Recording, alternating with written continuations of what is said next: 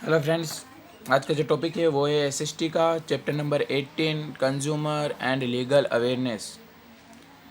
सबसे पहले हमने फर्स्ट लेक्चर में हमने देखा था कि कंज्यूमर कौन होता है, उसका एक्सप्लॉयटेशन किस तरह से होता है। सेकंड लेक्चर में हमने देखा था कि कंज्यूमर के क्या क्या राइट्स है।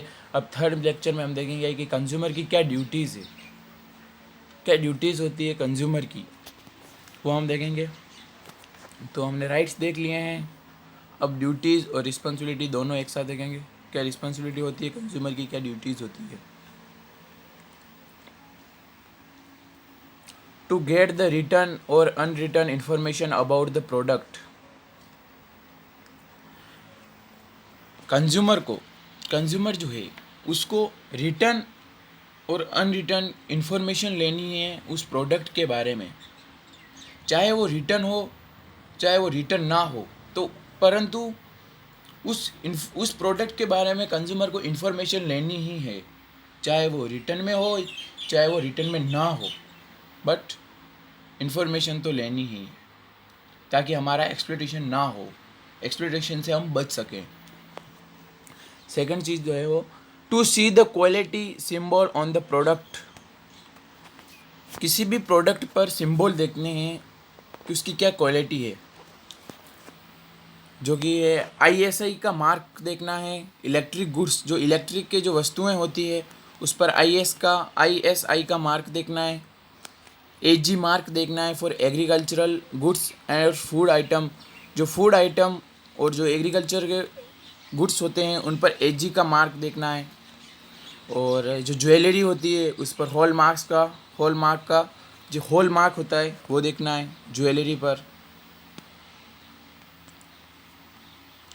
थर्ड चीज़ है to take the complete detail of purchase goods in the form of receipt, bill etcetera. जो भी आपने गुड्स परचेज किया है, चाहे वो गुड्स हो चाहे वो सर्विस हो, यदि आपने परचेज किया है तो उसकी रिटर्न मतलब कि उसका बिल या रिसिप्ट लेनी है, ताकि यदि हमको कोई प्रॉब्लम आए तो उस बिल के द्वारा हमारी कोई सुन सके। तो आपको बिल लेना ज़रूरी है। किसी भी गुड्स और सर्विस जो कि आपने परचेज की है उसका बिल लेना बहुत ही आवश्यक है ताकि आपका एक्सप्लॉयटेशन ना हो, आप एक्सप्लॉयटेशन से बच सको। To get the required document. आपको जो रिक्वायर्ड डॉक्यूमेंट है वो भी आपको लेने हैं। और in case of problem in goods and service consumer should inform to seller. यदि कोई गुड्स और सर्विस आपने परचेज किए और आप उसको यूज़ कर रहे हो और यदि आपको उसमें प्रॉब्लम लगे कि इसमें प्रॉब्लम है, तो आपको जो सेलर है उससे वो बात कह देनी चाहिए और उसको इन्फॉर्म कर देना चाहिए। यदि आप कोई गुड्स और सर्विस, जैसे कि आप कोई, जैसे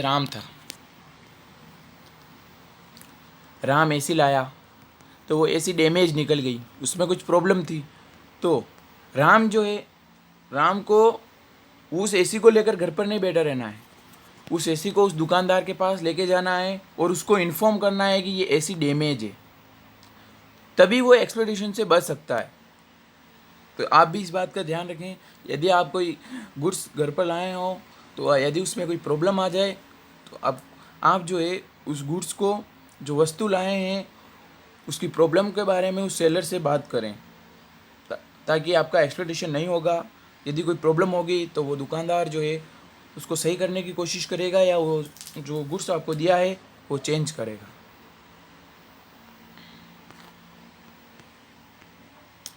जैसे कि जो हमने पढ़ा था कि इलेक्ट्रिक गुड्स पर आईएसआई का मार्क देखना है, तो आईएसआई का मार्क ऐसा होता है। हमने सेकंड में पढ़ा था कि एग्रीकल्चर के जो फूड्स आइटम, एग्रीकल्चर के जो गुड्स और जो फूड आइटम्स होते हैं उन पर ये वाला सिंबल देखना है जो कि एजी का, और जो ज्वेलरी होती है उस पर हॉल मार्क देखना है। ये तीनों मार्क्स इम्पोर्टेंट है। आ सकता है कि ज्वेलरी पर कौन सा मार्क आता है, जो एग्रीकल्चर और फूड के प्रोडक्ट्स होते हैं उन पर कौन सा आता है, और जो इलेक्ट्रिक गुड्स होते हैं उन पर कौन सा सिंबल आता है। तो ये याद रखना है। इसका नाम है ISI, AG mark and hall mark.